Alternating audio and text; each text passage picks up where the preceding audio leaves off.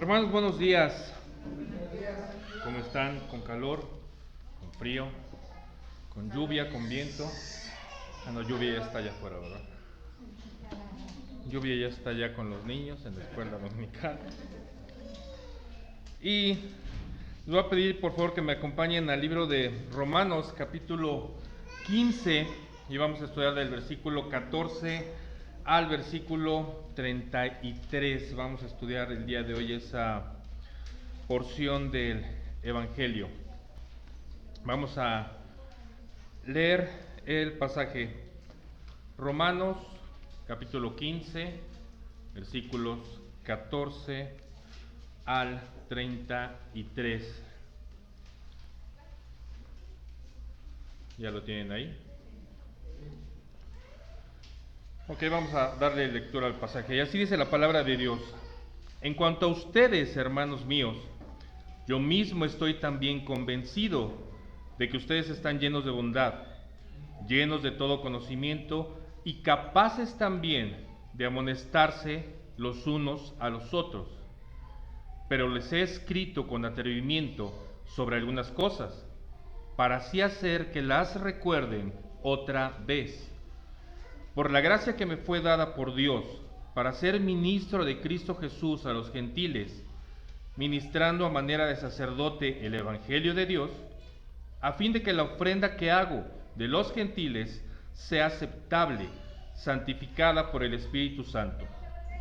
Por tanto, en Cristo Jesús he hallado razón para gloriarme en las cosas que se refieren a Dios, porque no me atreveré a hablar de nada sino de lo que Cristo ha hecho por medio de mí, para la obediencia de los gentiles en palabra y obra, con el poder de señales y prodigios en el poder del Espíritu de Dios, de manera que desde Jerusalén y por los alrededores hasta Ilírico he predicado en toda su plenitud el Evangelio de Cristo.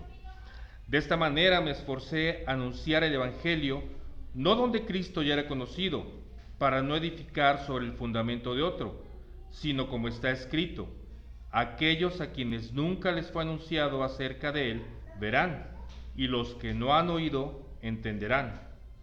Por esta razón muchas veces me he visto impedido de ir a ustedes, pero ahora, no quedando ya más lugares para mí en estas regiones, puesto que por muchos años he tenido un gran deseo de ir a ustedes, cuando vaya a España los visitaré, porque espero verlos al pasar y que me ayuden a continuar hacia allá, después de que haya disfrutado un poco de su compañía. Pero ahora voy a Jerusalén para el servicio de los santos, pues Macedonia y Acaya han tenido a bien hacer una colecta para los pobres de entre los santos que están en Jerusalén. Sí, tuvieron bien hacerlo, y a la verdad que están en deuda con ellos, porque si los gentiles han participado de sus bienes espirituales, también están obligados a servir a los santos en los bienes materiales. Así que cuando haya cumplido esto y les haya entregado esta ofrenda, iré a España, llegando de paso a verlos. Y sé que cuando vaya a ustedes, iré en la plenitud de la bendición de Cristo. Les ruego, hermanos, por nuestro Señor Jesucristo y por el amor del Espíritu, que se esfuercen juntamente conmigo en sus oraciones a Dios por mí, para que sea librado de los que son desobedientes en Judea, y que mi servicio a Jerusalén sea aceptable a los santos, para que con gozo llegue a ustedes por la voluntad de Dios y encuentre confortante reposo con ustedes. El Dios de paz sea con todos ustedes. Amén. Vamos a orar. Señor, te damos gracias por este día, Señor, te damos gracias porque todavía nos podemos reunir, Señor, porque estamos aquí como cuerpo de Cristo, Señor, juntos, unidos, Señor, para aprender de tu palabra, Señor. Permítenos tener sabiduría, Señor, para ponerla en práctica, Señor, y aprender todo lo que tú tienes para que nosotros podamos ser cada día más unidos, Señor, en tu cuerpo, Señor, en tu iglesia, Señor. Te damos gracias en nombre de tu Hijo Jesús. Amén y amén. Y estamos terminando el penúltimo capítulo de la carta que Pablo le escribe a los romanos. La iglesia que está en Roma es una iglesia a la que Pablo no conoce aún de forma personal. Y nos los dice en el capítulo 1, versículo 7. Les escribo a todos ustedes, los amados de Dios que están en Roma, que han sido llamados a ser santos. Pablo les escribe porque quiere compartirles, entre muchas otras cosas, que la fe es la base de la obediencia. El compromiso con Cristo en la fe conduce a la obediencia en la vida cristiana. Y esto es muy importante porque la carta va dirigida a los santos, santos que en su mayoría eran gentiles y que al recibir el Evangelio de Cristo habían pasado a ser herederos de los privilegios y las promesas de Dios nuestro Señor. Santos que han sido apartados por Dios para que formen parte de su pueblo. Y en ese llamado, que todos los santos, hablamos de los cristianos, a través de sus dones y habilidades otorgados por Dios, son completamente enfocados a servir a Dios a través de ministerios, para alcanzar a otros con amor y tenerlos también en su pueblo. Y esto, hermanos, nos da una increíble oportunidad de hacer algo de un valor totalmente eterno. Nuestro servicio a Dios es un don que nos dio Él y que nos mantiene también en una gran dependencia para Él. La fe que nosotros como cristianos mantenemos se manifestará de manera inevitable en el cambio de nuestro estilo de vida.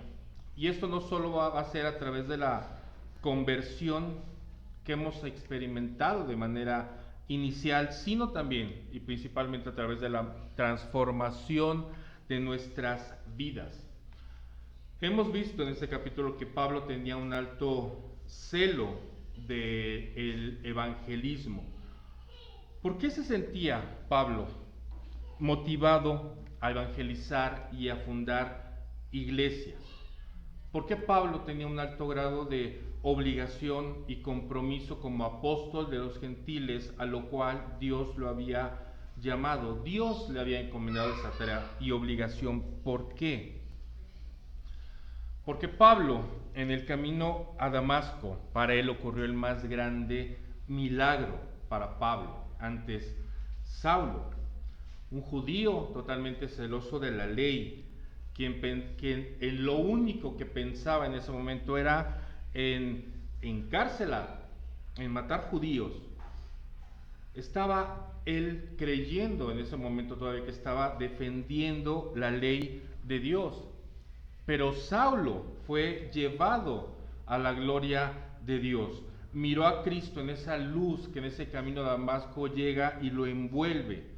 Y escucha a Cristo y le pregunta: Saulo, Saulo, ¿por qué me persigues?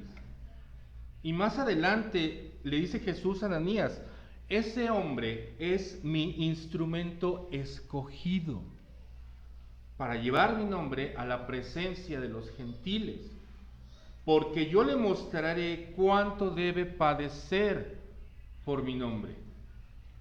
Por eso Pablo tenía ese compromiso, esa obligación por compartir el Evangelio, ese celo ya no de la ley, sino celo del Evangelio de Cristo. Pero también les está hablando en este caso a los romanos sobre la pecaminosidad que tiene el hombre. Desde el principio de esta carta, en el capítulo 1, también habla de que los hombres habían cambiado la gloria de Dios por imágenes. Habían cambiado la verdad de Dios por adorar a otros en lugar de a Dios. El hombre había cambiado las relaciones naturales por las que van en contra de la naturaleza. Ya las relaciones ya no son hombre y mujer, sino ya se estaban corrompiendo de tal manera al ser hombre con hombre y mujer con mujer. Pablo les habla sobre la arrogancia de los judíos quienes se pensaban superiores a los gentiles. Pablo les dice a los judíos como aquellos gentiles que estaban bajo pecado, y les decía, porque no hay uno solo. Y cuando nos enlista la serie de pecados en los que nosotros podríamos pensar que en comparación con los demás, pues los pecados que nosotros tenemos pues iban a ser de alguna manera pues muy pequeños, ¿no?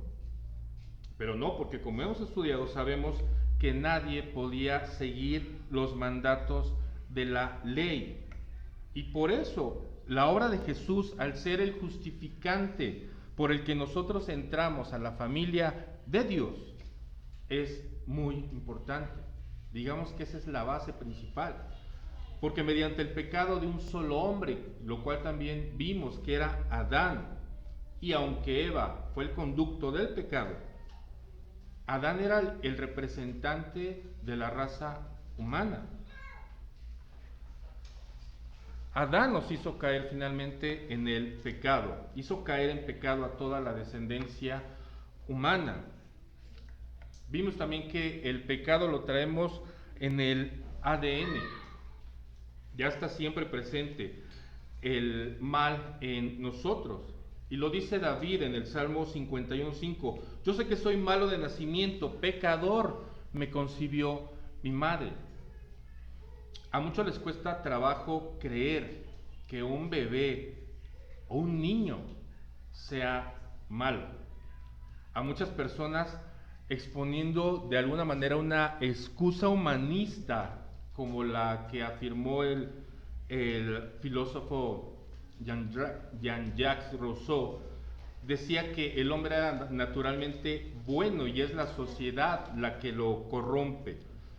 Pero lo que debería de decir es que el hombre, y esto es completamente la raza humana, hablo del hombre y mujer, el hombre es naturalmente malo y la sociedad lo corrompe aún más. Y esto lo hemos visto también en últimas fechas. ¿O acaso la sociedad no creen que está corrompiendo históricamente al hombre y la mujer? Siglos tiene de esa corrupción. Hoy en día la estamos viendo muchísimo más, con todos los canales de comunicación, con todo lo que hemos visto a través de esa corrupción que estamos, de alguna manera, nosotros también como cristianos permitiendo. Incluso si el hombre está lleno de buenas cualidades, pero no consagra su vida al servicio de Dios, el mundo podrá elogiarle, pero en el cielo será aborrecido, decía Juan Calvino. Lo que nos lleva a pensar que aunque el hombre sea completamente bueno, logre tener o cumplir todos los mandatos de la ley, si no está consagrado a Cristo, eso y nada es lo mismo. Tiene la condenación ya garantizada. De nada le sirve ser bueno si no cree en Cristo, si no le sirve a Cristo. Pablo lo que nos pide es una vida totalmente consagrada a Dios, porque Cristo ha muerto una vez y para siempre al pecado. Y nosotros de igual manera debemos de considerarnos muertos al pecado, pero vivos completamente para Dios, presentando día a día nuestros miembros para hacer completamente la voluntad de Dios. ¿Ustedes recuerdan el motivo de lo que significa la palabra prohibido para nosotros como humanos, los que estuvieron en todo el libro de Romanos? Pablo nos hacía notar que la ley le hacía notar a él lo que era el pecado. Pablo decía, de no existir la ley, la cual decía que no deberíamos de codiciar, ¿qué resultaba en nosotros? Pues si un mandamiento decía que no debo de codiciar, pues mi mente y el pecado se juntan. Y entonces es como un caldo de cultivo que dice codicia. Es algo prohibido. Ok, si es algo prohibido, entonces voy a codiciar. Se siente bien codiciar, simplemente porque está prohibido. Y a mí lo prohibido me llama la atención. ¿Por qué no puedo hacerlo? Se siente bien codiciar, se siente bien envidiar a los demás, lo que tienen. Es más, uno se pone en el papel, bueno, si él tiene eso que yo quiero, pues yo también me lo merezco, yo también lo quiero. ¿Por qué no podría yo tenerlo? Está mal, pero nos encanta romper las reglas, nos encanta romper lo prohibido, porque simplemente uno lo merecemos todo. Pablo nos habla también de la lucha interna que vivimos cada uno de nosotros y nos dice, no hago lo que quiero hacer y lo que odio, eso hago, porque el pecado aún habita en mí. Mi pecado se revela, el pecado nos hace hacer siempre las cosas que no debemos hacer, simplemente porque están completamente prohibidas, porque no nos gusta seguir las reglas, porque no nos gusta obedecer, porque siempre nos gusta ser el centro de atención en todos lados y para todos. Si el servicio de la iglesia empieza a 11:30, pero como soy yo, pues puedo llegar tarde. Si llego tarde, entonces los demás, ¿por qué no podemos también llegar tarde? No nos gusta a nosotros seguir las reglas. Si nosotros estamos en una autopista con un límite de velocidad de 120, ¿qué es lo que hacemos? Pues ¿por qué no puedo ir a 140? Total, no hay nadie, nadie me ve. Y si puedo, lo hago. Porque eso muchas veces es lo más difícil. Cuando nosotros estamos solos y tenemos la oportunidad de hacerlo, lo hacemos. Y eso me llama mucho la atención. Si hay una regla y nosotros estamos solos, pues lo hacemos. ¿Por qué no tenemos muchas veces ese dominio propio de decir, hay una regla, tengo que obedecer, debo obediencia a Dios? ¿Por qué me tengo que arriesgar de esa manera? Mi mente lo sabe y mi mente sirve a la ley de Dios, pero mi carne sirve a la ley del ¿qué? A la ley del pecado. Porque nosotros tenemos luchas que todos los días se hacen grandes, tenemos tentaciones todos los días que debemos de evitar para no caer. ¿Y esto cómo lo tenemos? Porque la fortaleza nosotros la encontramos en Jesús. La fortaleza la encontramos en la palabra de Dios, porque la fortaleza también la encontramos en la oración. La fortaleza también la encontramos en nosotros confesar nuestros pecados a Dios y a un hermano que se encuentre luchando como lo estamos haciendo nosotros. Nosotros luchamos porque la esperanza la tenemos en ¿quién? En Dios. Y nosotros luchamos por esa esperanza de ser santificados día a día.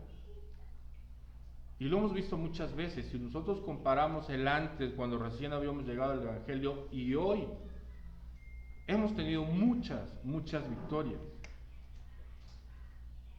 Muchas cosas a lo mejor que nosotros sabíamos que hacíamos mal y empezaron a bajar en intensidad. Porque nosotros habíamos orado, porque nosotros habíamos pedido a Cristo que nos quitara esas cosas que nos hacían daño. Si ustedes hacen una comparación del antes y ahora, sí, tenemos luchas, muchas todavía, pero algunas que le entregamos a Cristo han bajado la intensidad. Aquí veo a muchos que están teniendo esas luchas, pero tienen muchísimas batallas que han ganado, batallas diarias que están ganando en oración.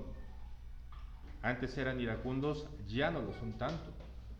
Antes eran impacientes, ya no lo son tanto. Antes eran ansiosos, ya no lo son tanto. Eso es lo que hay que agradecerle al Señor. Problemas siempre va a haber, pruebas siempre va a haber, luchas siempre va a haber.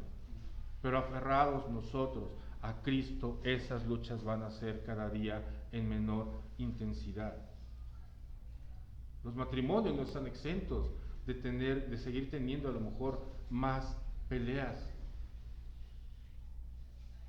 Pero en Cristo, en entregarle esas cargas a Cristo, viene la calma, viene la paz, viene la reconciliación, la restauración de matrimonio. He tenido la fortuna de ver matrimonios restaurados completamente en el Señor. ¿Y en qué se basa? Únicamente en la obediencia, en obedecer al Señor. Si uno de manera individual obedece a Dios, Él de manera automática restaura las relaciones familiares también, padres e hijos, hermanos, tíos, padres.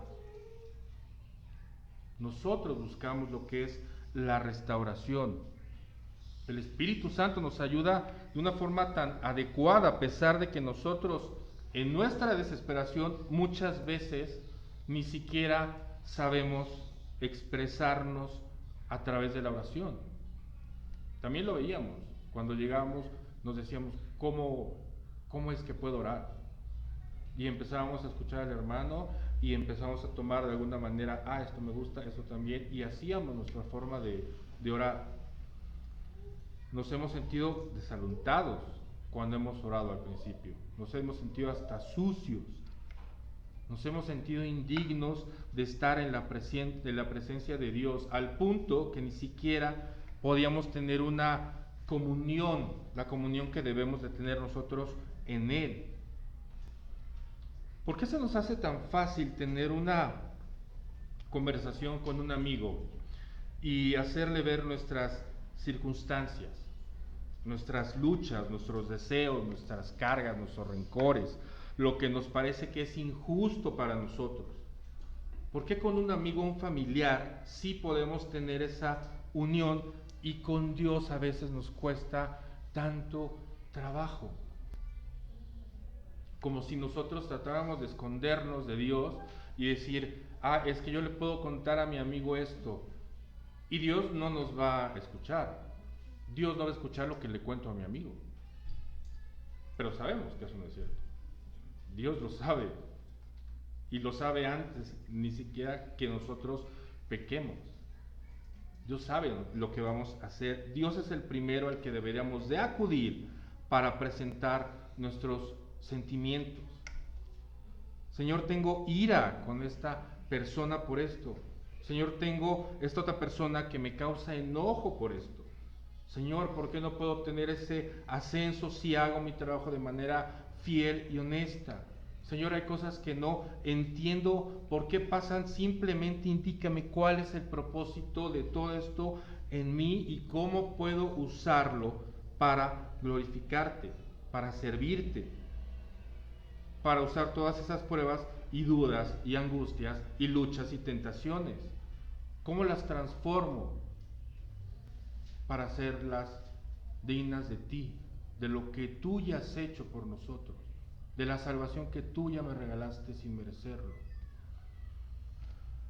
Si Dios envió a su único Hijo a morir por nosotros, ¿cómo no nos va a dar todas las cosas que nos hacen falta y sean de bien para nosotros? También veíamos que nada nos va a separar del amor de Cristo. Nosotros, los hijos de Dios, ya fuimos predestinados a ser como Cristo, porque Cristo ya nos ha justificado. Y cuando entendamos que fuimos escogidos nosotros antes de la fundación del mundo, que ya fuimos perdonados, que ya fuimos llamados, que estamos trabajando nosotros, que ya fuimos justificados, en ese momento ya no podremos decir que Dios es injusto con nosotros, porque Dios ha tenido misericordia y nosotros debemos de corresponder con esa misericordia, con un compromiso con la iglesia del Señor Jesucristo. Romanos 10, versículo 13 dice, porque todo aquel que clame a Dios será salvo. Porque nosotros estamos siendo transformados en nuestra mente para no adaptarnos a dónde. Tenemos una renovación de nuestra mente para no ser adaptados a dónde, al mundo.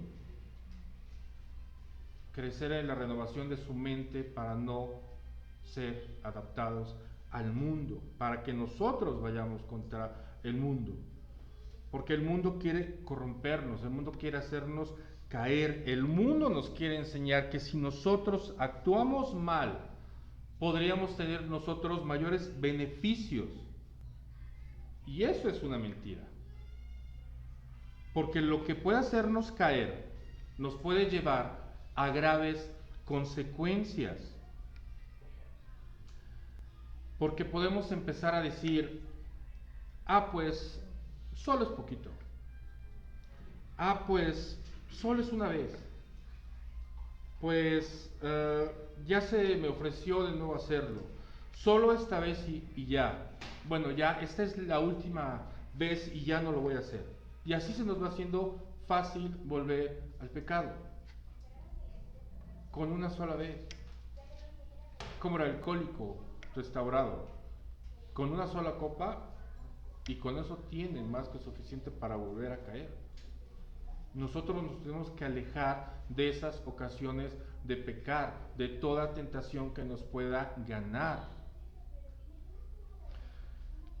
Si nosotros no queremos avanzar en nuestra santificación, porque el pecado ya está tomando de nuevo el control de nuestra voluntad, se va a volver nuestra forma y nuestra zona de confort.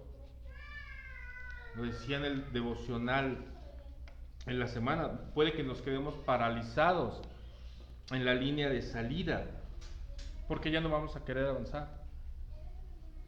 Mejor no, mejor aquí. Me da miedo avanzar, me da miedo recuperarme, me da miedo sanarme. Lo decía el viernes en la reunión de Celebremos la Recuperación. Aquí hay dos caminos, el de la izquierda y el de la derecha. ¿Cuál quieres? El de la derecha, ok, va a doler. Y va a doler el resto de tu vida. Y te va a doler muchísimo porque no vas a encontrar la manera de sanar todas esas heridas que vienes arrastrando de años.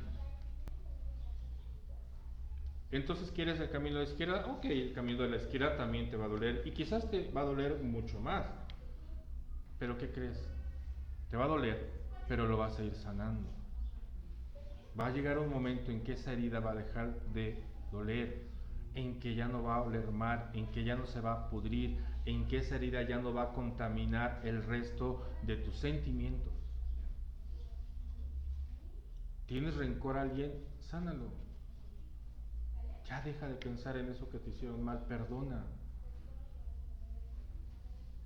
Lo decía hace un par de semanas el pastor, pues nosotros también éramos unas fichitas, porque nosotros queremos sí que nos perdonen, pero ¿cuándo vamos a perdonar? Nos acordamos de cosas que hemos hecho y pedimos perdón. Y si alguien llega y nos dice, oye, quiero que tú me pidas perdón, ¿lo podremos hacer? ¿O todo es para acá y nada para allá? Hay que hacerlo de esa misma manera. Pero en resumidas cuentas, los dos caminos van a doler. Pero ¿cuál es el que vas a tomar? ¿El que va a doler el resto de tu vida o el que vas a pasar un proceso y vas a ir sanando? Y vas a empezar a ser muy feliz. Y vas a contagiar a los demás. Y a tu familia la vas a contagiar. Y tu familia se va a sorprender del cambio que has tenido. Y tus amigos se van a sorprender del cambio que has tenido. Tu entorno va a ser mejor.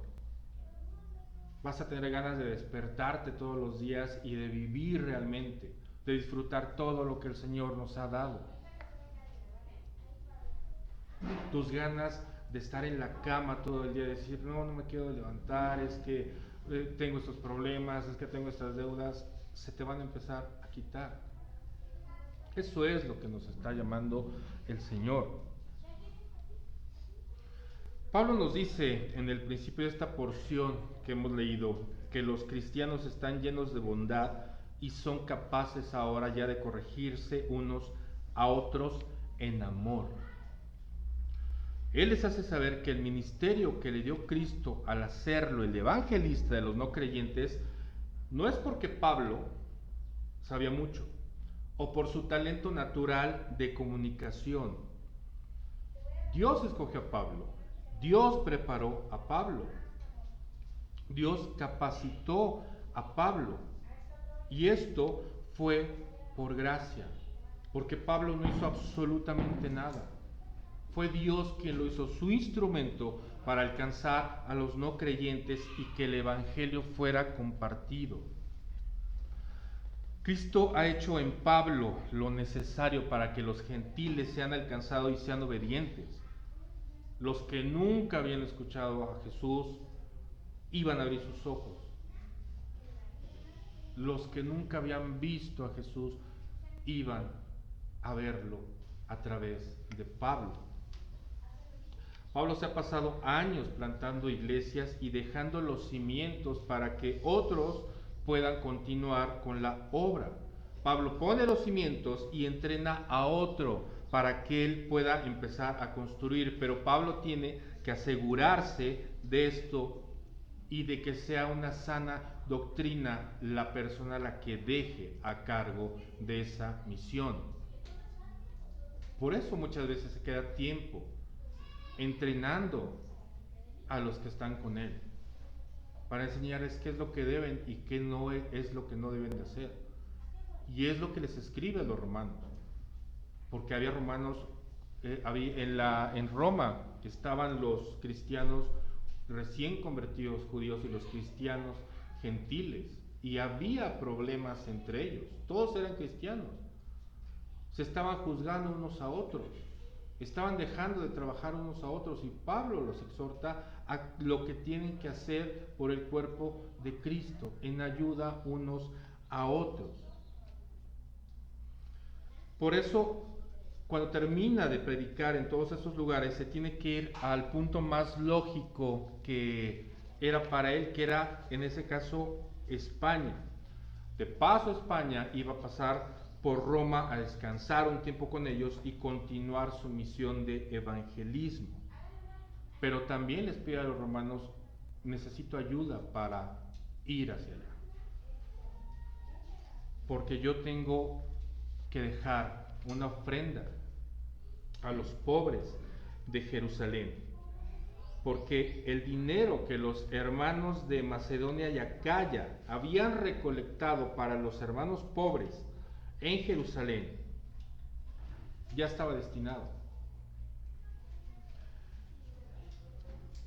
En Macedonia y Acaya ellos han participado de las bondades espirituales que se les habían compartido, y de esa misma manera ellos estaban obligados a servir a los hermanos, a los santos, pero ahora en los bienes materiales.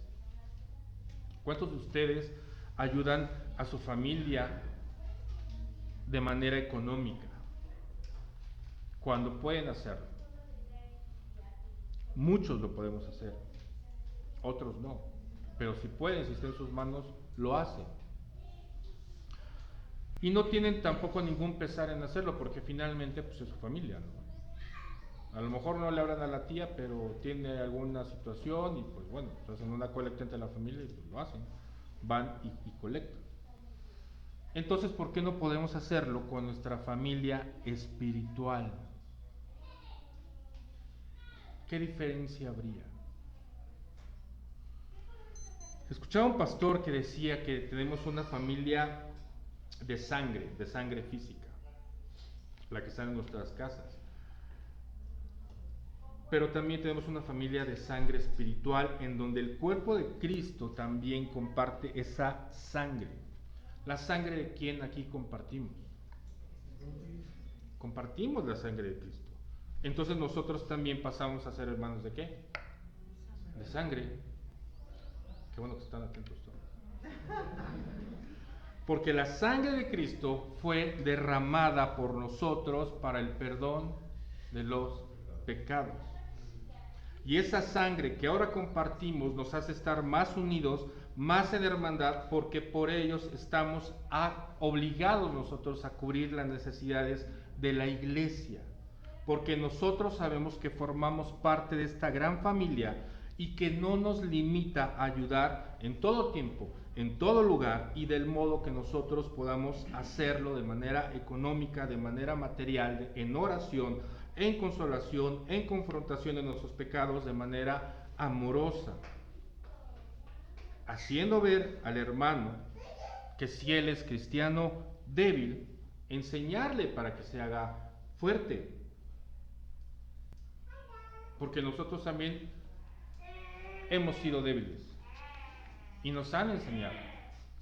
Y hemos llegado algunos a ser un poco fuertes, pero nos falta mucho. Pero nuestra obligación encontrarnos a los recién convertidos, ¿qué nos hace? Enseñarles también, no envanecernos de todo lo poco que hemos aprendido. Porque hasta que nosotros partamos con el Señor no vamos a aprender mucho. Ganas las vamos a tener, pero siempre en el amor de nosotros por nuestros hermanos. Pablo va a dejar la colecta en Jerusalén, irá a Roma y ahí va a pedir otro apoyo para continuar el viaje a España, para continuar la obra, para compartir el Evangelio. Y aquí se toca también otro tema importante, que es el tema de la oración. Pablo les pide que oren a Dios para que él sea librado de las pruebas y malas personas durante el viaje. Pide oraciones por el ministerio que tenía por encargo de Dios. De esta misma manera nosotros como iglesia debemos de orar por todos los ministerios que se van estableciendo en esta iglesia para las necesidades de los santos que somos todos nosotros. Todos los ministerios van creciendo para las necesidades de los hermanos de esta iglesia. Hasta hace tres meses todavía no tenemos un ministerio de niños. Y ahí está.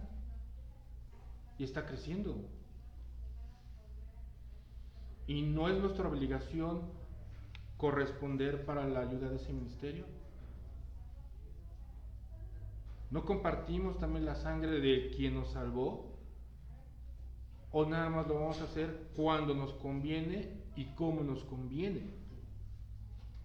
Seamos como Macedonia y Acaya obligados a prosperarlos, porque son de bendición para los que estamos dentro de la iglesia y para los que van a estar llegando. No, pues yo no tengo niños pequeños, entonces no es mi problema. No, también es el problema de uno. Porque tu hermano simplemente tiene un hijo que está en ese ministerio. Y en el amor a él yo voy a contribuir también a las necesidades de ese ministerio. No puedo verme de manera egoísta ocupando los ministerios que me convienen o los que no me convienen. No participo, entonces yo no coopero. Pero formas parte de la iglesia, eres parte de la familia. ¿Quién tiene hermanos aquí? Más de 3 hermanos. ¿O no hay algo que digan, tenemos un problema? Y aquí tenemos hermanos. Tenemos un problema, entonces vamos también a cooperar para algún problema en común. Que debiera ser en las familias de sangre, pues el deber ser. Pero allá sí podría ser el deber ser. Allá no conocen muchas veces a Cristo. Nosotros aquí sí lo conocemos, sí estamos obligados a participar de todos esos problemas también. Si viene una familia con niños, contamos con un ministerio para recibir a los niños, ¿sí o no? Sí. ¿Podemos recibir a quien llegue a esta iglesia buscando sanación emocional? ¿Podemos ayudar a hermanos que tengan una herida que les genere rencor, odio y resentimiento? ¿Podemos recibir a quienes se interesen por orar? ¿Podemos recibir a hermanos que quieran tener un discipulado o quienes busquen una escuela dominical para sus hijos o quienes busquen un grupo de jóvenes para una educación cristiana para que puedan contener los problemas que tienen los jóvenes hoy en día en su entorno? ¿Podemos hacerlo? ¿Qué nos lo impide? Si lo vamos a hacer cuando nos conviene, pues entonces, pues ¿qué hacemos aquí? Tenemos que hacerlo por amor a Dios. Nunca me cansaré de decirlo, a lo mejor no nos caemos bien, o a lo mejor, es que el hermanito no me cae bien, pues sí, pero mi servicio es para Dios. Y yo lo hago por Él. Porque he recibido un regalo totalmente inmerecido que me tiene en agradecimiento y obligación para Él. Y si con lo que hago puedo ayudar sirviendo a otros y amando a otros, lo voy a hacer, porque Él me lo ha enseñado. Me ha dicho, imítenme a mí. Y ya despertemos porque ya vienen las aplicaciones. Aplicación número 1. Todos somos parte del cuerpo de Cristo. Somos hermanos espirituales y hermanos de sangre. Así que como familia en Cristo debemos de contribuir en todas las necesidades de esta familia. ¿Cuál es la manera en la que a partir de hoy vas a contribuir? ¿Qué has visto de manera periférica, como le decía el pastor? ¿Qué hace falta? ¿Qué es lo que te mueve el Señor a hacer? Todos hemos participado, por bendición y gracia del Señor, de dones y habilidades que Dios nos ha dado precisamente para eso, para formar parte de manera activa y no solo estar como un bebé espiritual siempre recibiendo, porque como todo proceso hay un crecimiento y ese crecimiento debe de rendir ¿qué? Fruto. Y ese fruto debe ser uno que se note y que sea agradable ¿a quién? A Dios. Completamente el fruto que nosotros demos debe de ser agradable a Dios. Primera de Corintios 12, 25, 26. A fin de que en el cuerpo no haya división, sino que los miembros tengan el mismo cuidado unos por otros. Si un miembro sufre, todos los miembros sufren con él. Y si un miembro es honrado, todos los miembros se regocijan con él. Aplicación número 2. Debes de tener tranquilidad. La tranquilidad de estar realizando la labor que nos ha sido encomendada a compartir el Evangelio y de invitar a todos a ser partícipes de la familia de Dios, la debemos de tener. Tu deber es compartir, animar, exhortar a los no creyentes a venir a la iglesia. ¿Cómo lo harás? Con tu ejemplo, con tus luchas contra el pecado que sabes que habita en ti. Todos los que formamos parte de esta familia estamos obligados de todas las maneras de las que tenemos alcance a ser hermanos que anuncian las bondades del Evangelio y anuncian que solo en Cristo hay recuperación, hay sanación, porque la palabra de Dios tiene la fuerza para transformar, en donde los que se niegan a ver, verán, los que se niegan a escuchar, escucharán, y los que se niegan a vivir serán resucitados en una nueva vida en Cristo Jesús. ¿Tú ahora tienes esa tranquilidad en este momento de haber hecho todo lo que ha estado a tu alcance para compartir eso que te ha salvado? La tranquilidad de que estás haciendo tu parte al compartir el Evangelio. ¿Estás tranquilo? ¿O tienes ansiedad de decir, me hace falta? Desde en cuanto salga de aquí voy a empezar a hacer alguna estrategia. Mañana voy a empezar a ver qué hago para empezar a compartir este regalo inmerecido que tengo, porque todos los de allá afuera lo necesitan. Aplicación 3. Sé alegre en tu ministerio. Una de las mayores satisfacciones es servir a los hermanos. De modo en que si Dios te dio dones y talentos, debes de ponerlos al servicio del cuerpo de Cristo, así como Pablo hizo con los gentiles. Porque él fue destinado para ello, ese fue el propósito que Dios le dio con sus dones y habilidades. Pablo puso todo al servicio de Dios, no importándole lo que tenía que padecer, y aún así padeciendo con alegría por el servicio que hacía a Dios. Mateo 20, 25, 28 dice, pero Jesús Llamándolos junto a él, dijo: ustedes saben que los gobernantes de los gentiles se enseñorean de ellos, y que los grandes ejercen autoridad sobre ellos. No ha de ser así entre ustedes, sino el que entre ustedes quiera llegar a ser grande será su servidor, y el que entre ustedes quiera ser el primero será su siervo. Así como el Hijo del Hombre no vino para ser servido, sino para servir y dar su vida en rescate por muchos. También lo vemos en Marcos 9, 34, 35. Pero ellos guardaron silencio porque en el camino habían discutido entre sí quién era el mayor entre ellos. Jesús se sentó, y esta escena me encanta. Jesús se sienta, llama a los 12 discípulos y les dijo: si alguien desea ser el primero, será el último de todos y el servidor de todos. ¿Se imaginan? Ellos iban detrás de Cristo, iban peleando entre ellos. ¿Quién será el mayor entre nosotros? Juan, Jacobo, Pedro. Jesús los escucha y les dice: siéntense. Quien quiera ser el primero debe de servir a todos y será el último. Porque nuestro deber es servir a los demás, estar en unión unos con otros. Tú perteneces al cuerpo de Cristo, tienes dones y talentos. ¿Cuál sería el motivo por el cual tú no puedes servir?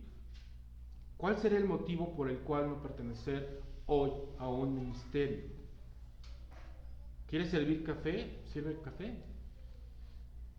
Pero si lo vas a hacer, sírvelo como si Cristo fuera a estar en una silla y se lo fueras a dar a Él. No lo sirvas de mala manera. ¿Vas a cuidar niños? Cuídalos como si fueran los niños que se acercaron a Jesús. Como si tuvieras que rendir cuentas a Jesús sobre esos niños que tú estás cuidando con amor, con paciencia. ¿Vas a montar sillas o hacer la limpieza? Hazlo para Dios.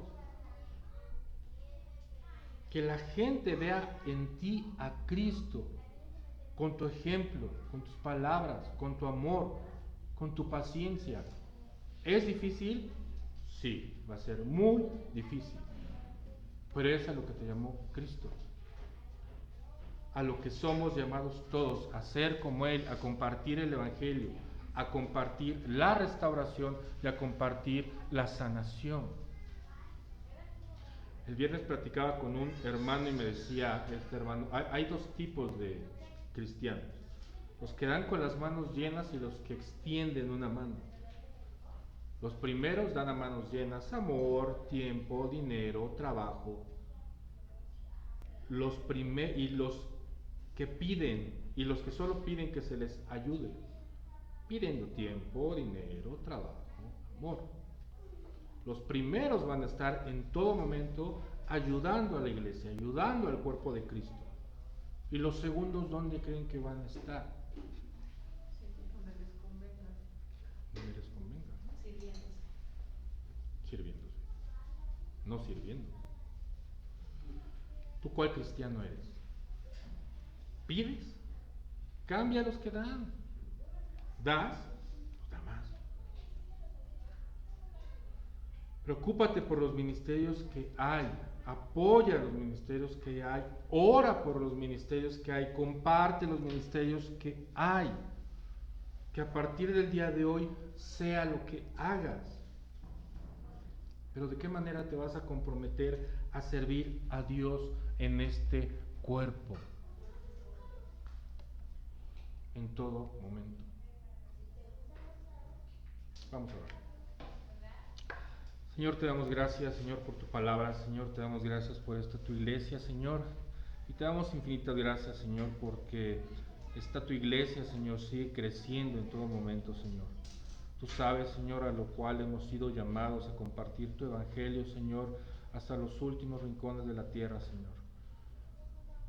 Pero, Señor, permítenos, Señor, tener una apertura de mente, de corazón, Señor, que nos haga ser dignos representantes de tu evangelio, Señor, a todas las personas que están allá afuera y que requieren la sanación, Señor. Permite ser buenos servidores, Señor. Permite, Señor, a todos servir en un ministerio, Señor, estar unidos, Señor, como tu cuerpo, Señor, estar alegres, Señor, en todo momento, porque sabemos, Señor, que es lo que tú nos mandas a hacer, estar unidos, Señor, siempre, en todo lugar, en todo momento. Te damos gracias por este inicio de semana, en el nombre de Jesús. Amén y amén. También ya estamos en la recta final. Estamos en la recta final para terminar los atributos de Dios que hemos estado estudiando, los atributos comunicables, los atributos incomunicables. ¿Cuáles son algunos atributos que nosotros no poseemos, que Dios posee pero no comunica a la humanidad? ¿Cuál sería uno? Omnisciente. Ajá, la omnisciencia. ¿Qué más? Omnipotencia. Quitando los ovni, ¿qué atributos no comunica Dios? Eternidad, muy bien. ¿Qué más? Eternidad en el sentido de que nosotros sí tenemos un principio, ¿no? ¿Qué más? Omnipresencia. Omnisciencia. Estás ahí cotorreando afuera, ya me escuchaste.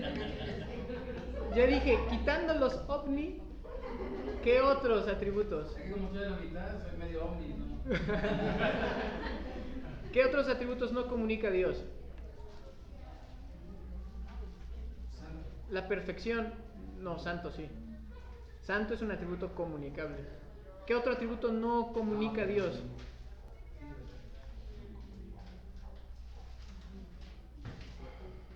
¿Algún otro que se les esté olvidando?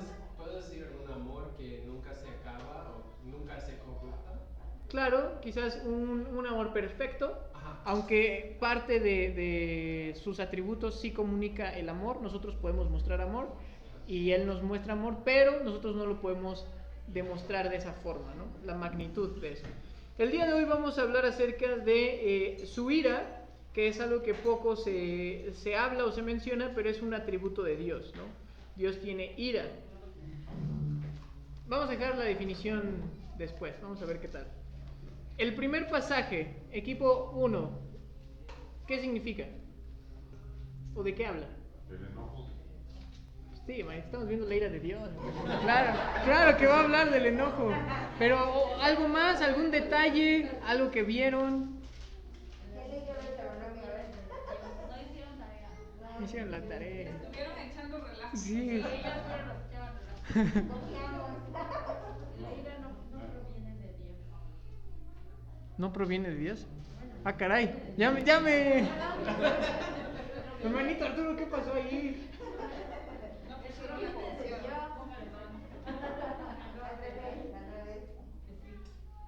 ¿Algo que hayan anotado más? ¿No? Sobre la rebeldía Ajá. al salir al desierto, porque se provocó a Dios la ira, al ser el pueblo rebelde. Ok, hay rebeldía, por lo tanto eso implica una ira, ¿no? Ok, equipo 2, el segundo versículo. El verso 39. Ujú. Vimos que ante la necedad del pueblo Dios muestra su ira. Ok, una necedad, perfecto. Equipo 3, el pasaje número 3, ¿qué significa? Romanos 1:18 vemos la ira de Dios por su rebeldía De la humanidad, ¿no? Dice cómo se muestra la ira de Dios por todo lo que es el hombre, ¿no? Y aquí el último equipo. No sería ¿Qué significa el pasaje? Mostrarán el reposo de Dios por su ira. Dios no va a permitir que entre. Bueno, es que está muy cortito, pero entendemos que dice: por mi ira no entrarás en mi reposo. Entonces Dios está hablándole al pueblo que iba a ejercer una orden por la misma razón de lo que hemos escuchado, ¿no? Por una desobediencia, por una rebeldía, por no querer someterse a lo que Dios está diciendo. Por lo tanto, ¿cuál fue su definición? Equipo 4. ¿Qué es entonces la ira de Dios? ¿Puedo compartir el mío? Sí, claro. Ok, no sé si es correcto ni nada, pero la definición en mi mente es de ira es la reacción de Dios cuando Él es número 2 en nuestras vidas o en nuestros ojos. So, cuando pongamos algo o alguien más importante que Él, sale la ira de Dios. Ok. Bueno, ahorita comento un poco más sobre esto, pero bien, muy bien, quédense con esa idea. Equipo 3.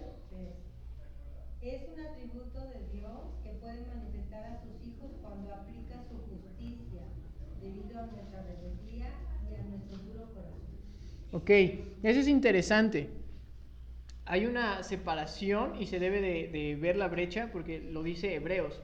Una cosa es Dios castigando la impiedad, la injusticia, y aquí la hermana mencionó algo interesante que es a sus hijos. Entonces Dios muestra ira a sus hijos. Quédense en el próximo capítulo, lo vamos a hablar. No, ahorita lo voy a mencionar. Ahorita lo voy a mencionar. Equipo 2, ¿cuál es su definición? Decimos que es una muestra de la justicia de Dios ante la desobediencia. Ok, muy bien. ¿Y equipo 1, su definición? Es un castigo por el enojo, necedad e injusticia del ser humano. Entonces, básicamente la ira de Dios se refiere a Dios tomando cartas en el asunto sobre el pecado. Que el pecado es todo lo que nos separa de Dios, ¿no? Obviamente hay muchos pasajes en el Antiguo Testamento que habla acerca de idolatría y acerca de desobediencia, pero puede caer cualquier otro tema. Algo interesante que ustedes aquí lo dijeron, aquí quería que se quedaran con lo dicho con el equipo 4, es que cuando se tiene, nosotros vemos en el Antiguo Testamento, cuando se tiene otros ídolos, se está mostrando también otros atributos de Dios, tanto en el Antiguo como en el Nuevo Testamento, pero es más específico en el Antiguo Testamento. Porque la ira va acompañado también de ¿qué? De la justicia, va acompañado de su celo, va acompañado también de misericordia. Quiero que por favor alguien me ayude buscando Salmo 103 del 8 al 9. Salmo 103 del 8 al 9.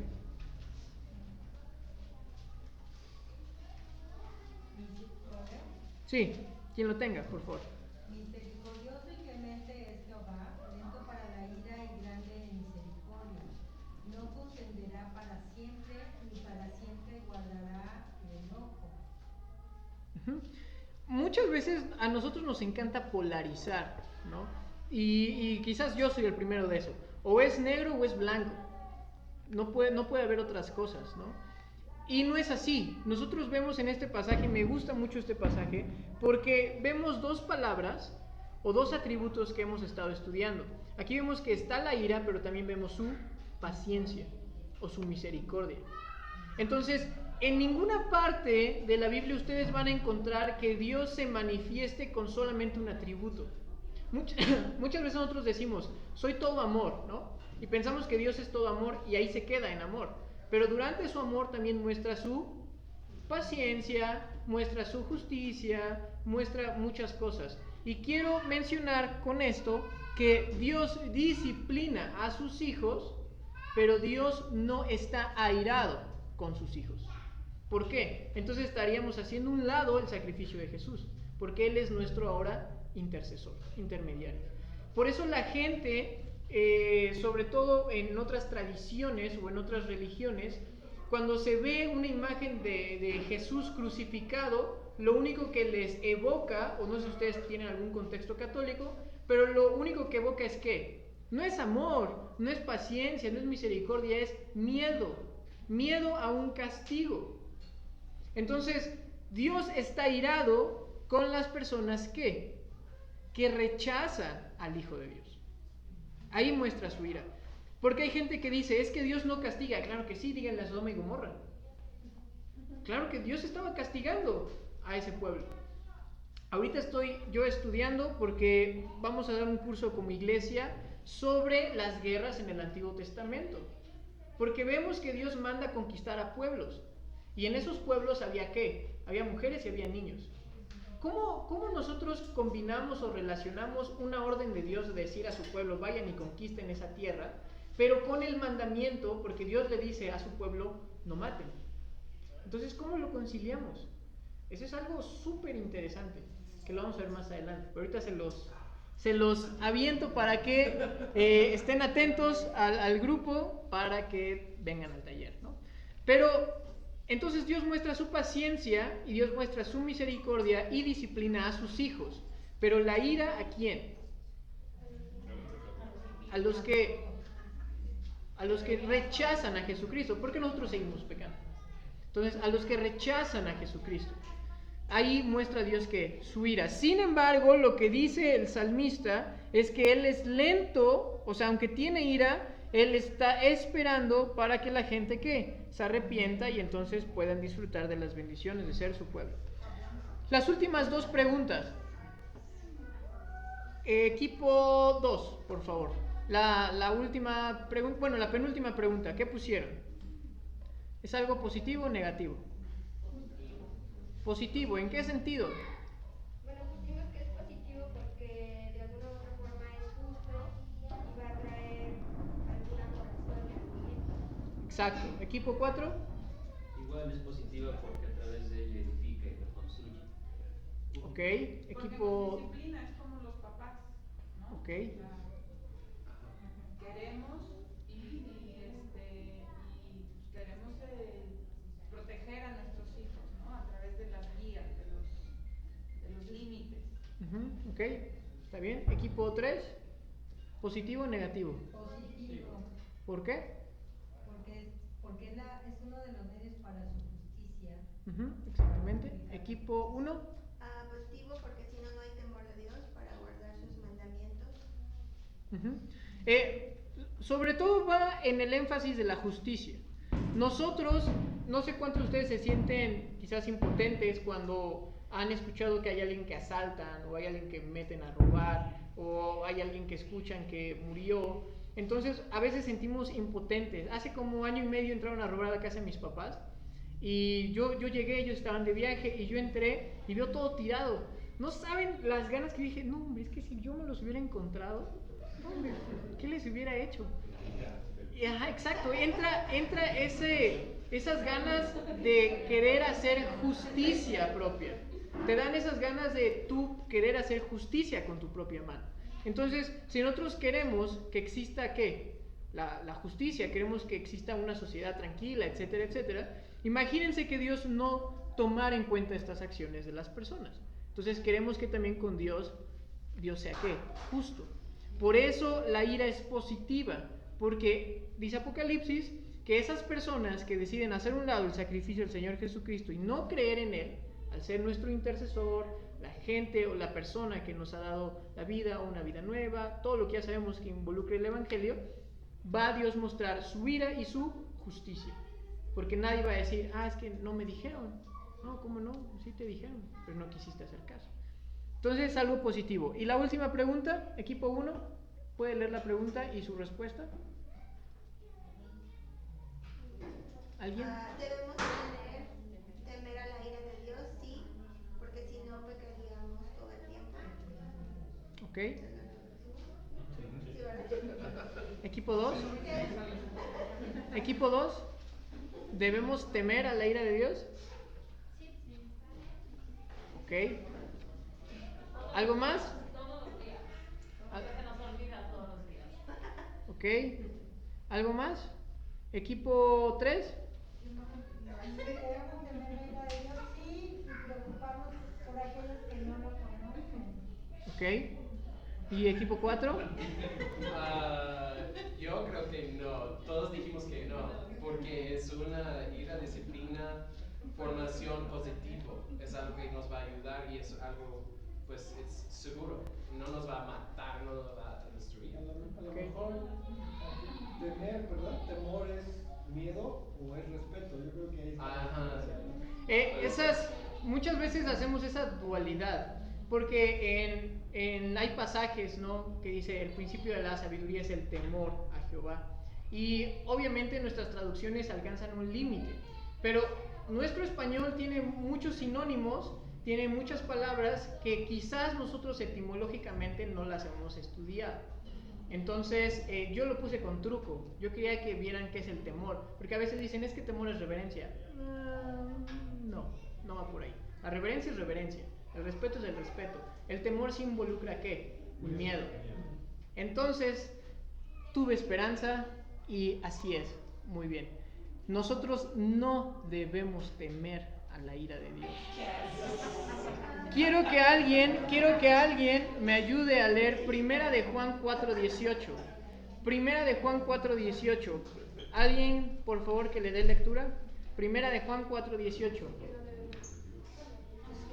Primera de Juan 4:18.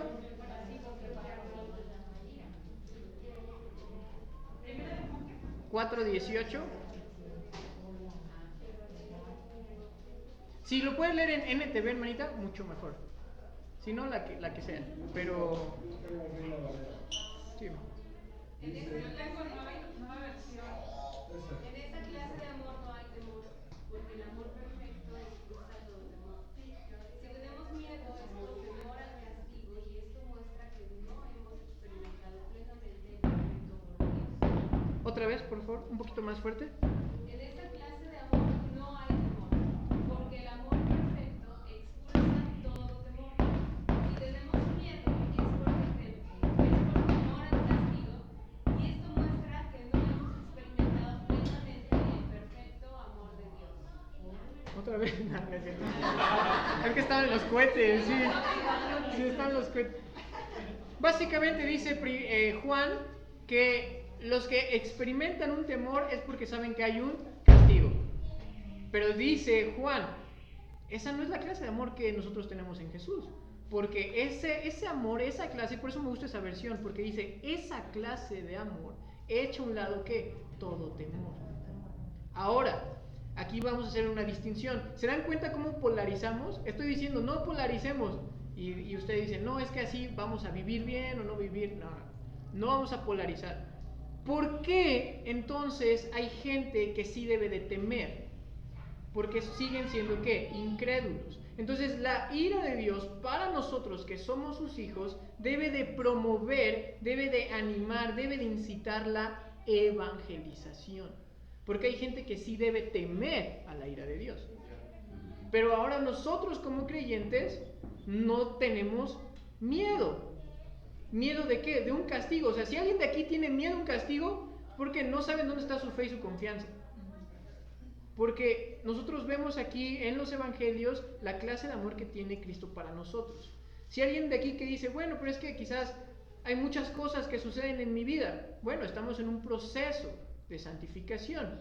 Pero si tenemos miedo al castigo, dice Primera de Juan y me encanta, entonces no han entendido la clase de amor que Jesús ofrece. Ver, ¿tienes algo que...? Bueno, tengo una ¿Duda existencial? ¿Cómo podría llamarse entonces cuando puedo decir yo tengo temor de Dios, pero no ese temor de decir Él me va a castigar, sino ese temor de fallarle y herirle y desagradarle? ¿Cómo podría llamarse? Decir soy una persona temerosa de Dios, pero no porque tenga miedo del castigo o de las consecuencias. Claro, qué bueno que lo tocas. Muchos de nosotros necesitamos como ver la perspectiva diferente, y eso yo lo di en el taller de Cosmovisión, así que echen un ojo a lo que tenemos ahí en YouTube. Necesitamos ver la perspectiva diferente.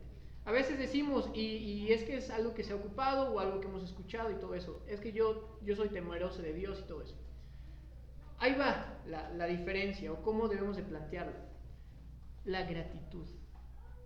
Yo estoy agradecido con Dios, de dónde me sacó o de dónde yo estaba. Por lo tanto, Él es digno de mi ¿qué? De mi obediencia. Pero es por una gratitud, no por un miedo a lo que me va a pasar. ¿Me explico? Entonces, si queremos decir, es que sí, yo tengo temor de Dios, enfatizarlo de diferente manera. Yo estoy agradecido por lo que ha hecho en mi vida, por de dónde yo he visto que me ha trabajado, de dónde me ha sacado, me ha mostrado su gracia y misericordia. Por lo tanto, Él es el digno, Él es la única persona que merece ¿qué? Mi obediencia.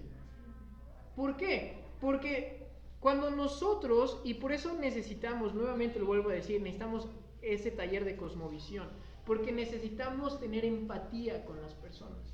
Muchos de nosotros a la hora de acercarnos con gente que no es creyente, luego, ¿y tú temes a Dios o no?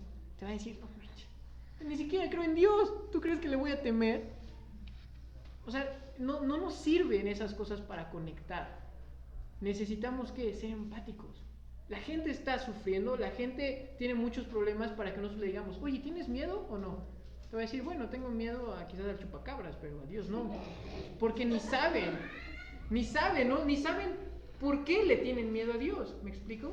Por lo tanto, si nosotros queremos tener esos tecnicismos, pues cambiarle la perspectiva. Porque yo estoy seguro que si tú le dices a una gente, sí, soy temeroso de Dios, va a generar más dudas que confianza. Pero si tú le dices, oye, yo estoy agradecido con Dios por esto, la gente va a decir, ah, yo quiero eso también. ¿Sale? Y como para no transmitir ese temor, porque tengo temor y Dios es así. Exacto. Sí, Marita. ¿Y qué pasa con aquellos que ya eran del pueblo de Israel y el Señor los mató haciendo un fuego por su ira y eran ya del pueblo de Israel y con estos matrimonio que mintió cuando vendió la casa? Ajá, Ananías y Zafira. Sí, pero ese es un tema interesante. Usted puede ver todos nuestros videos en la iglesia de Romanos, porque en Romanos vemos una distinción.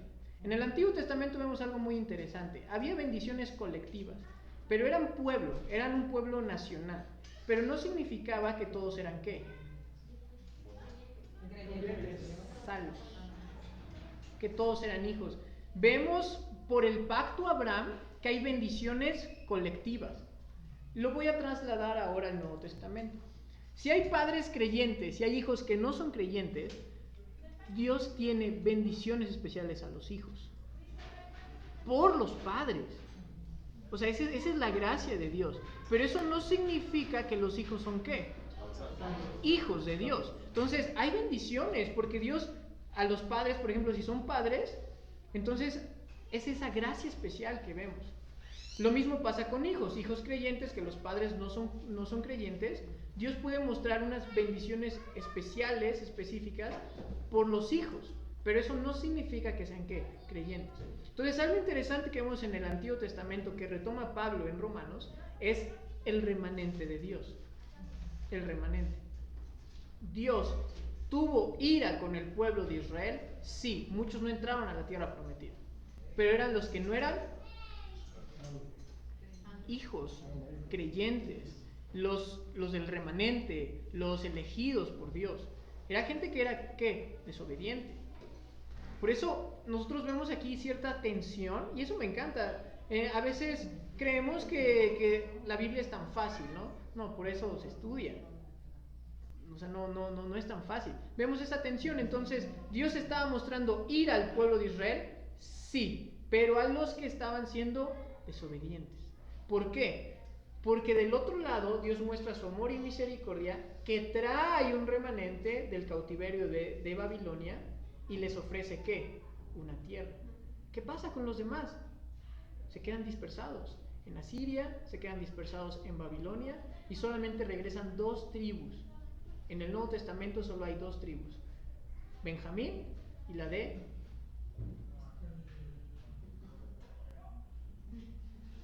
Judá, porque es la línea del Mesías, del Señor Jesucristo. Entonces solamente Judá y Benjamín regresan, y las demás tribus, ahí está la ira de Dios. Y de las otras tribus, ahí está su ¿qué? Su gracia. ¿Sí, Marita? ¿Sí le contesté su pregunta o le generé más dudas? No, pues está bien, porque por ejemplo ni Moisés entró a la tierra prometida. Pero ahí es interesante. Exacto, ahí es interesante porque Dios le estaba mostrando su ira o lo estaba disciplinando. Exacto, por eso digo, hay ira a los no creyentes y hay disciplina a sus hijos. Eso lo dice Hebreos. Dios a quien ama disciplina. Entonces hay ira en Sodoma y Gomorra, pero hay disciplina, ¿no? ¿Qué pasa con Salomón, por ejemplo? Ahí yo no me atrevería a decir si es ira o disciplina, pero está interesante el caso de Salomón. Y el de Saúl también. El de Saúl quizás está un poco más fácil. Para mí es ira que disciplina. Salomón es más difícil. Sí, hermano, gracias. Entonces, espero que tengan más dudas para el próximo taller. Para nuestra duda. Iglesia Ágape, Puebla. Ahí está en YouTube. Si no, ahí en Facebook les mando el link. Y ahí tienen. Hermanito Andy, ¿otra cosa? ¿O ya es como para irnos a... O ya es porque ya tiene hambre? La ira de Dios, negativa o positiva. Para nosotros como creyentes es indistinto, ¿no? Porque si decimos que es positiva, es como si nos estuviéramos alegrando de los que a los que va a castigar, ¿no? Bueno, dijimos que es positiva porque está relacionado con su justicia. Todo el mundo quiere que se haga o se logre ¿qué? Una justicia. Entonces queremos que haya justicia. Pero ¿por qué los seres humanos queremos que haya justicia si lo único que hace justicia es Dios? O sea, eso lo tenemos que dejar a Él. Porque entonces, si no queremos que Dios sea... Sí, claro, Dios es el que va a hacer justicia. Pero si no queremos que haya esa justicia, entonces el pecado sería para toda la vida.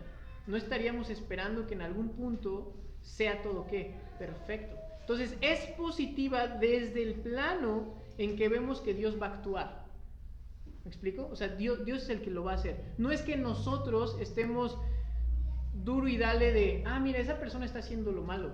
Ya, mátalo, castígalo, mándale fuego.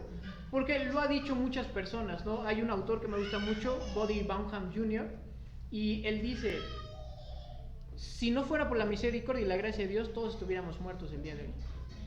Entonces, el decir como de, oye, Dios, échale justicia aquí, no. Es desde el plano en que Dios va a tratar con el problema de la humanidad, y por eso es positiva, porque dentro de esa ira va a mostrar su justicia, y entonces nosotros podemos descansar de que Dios es perfecto. ¿Sí? ¿Otras dudas o preguntas? ¿No? Si no, doy clases martes y jueves de 8 a 9. Vamos a orar para despedirnos.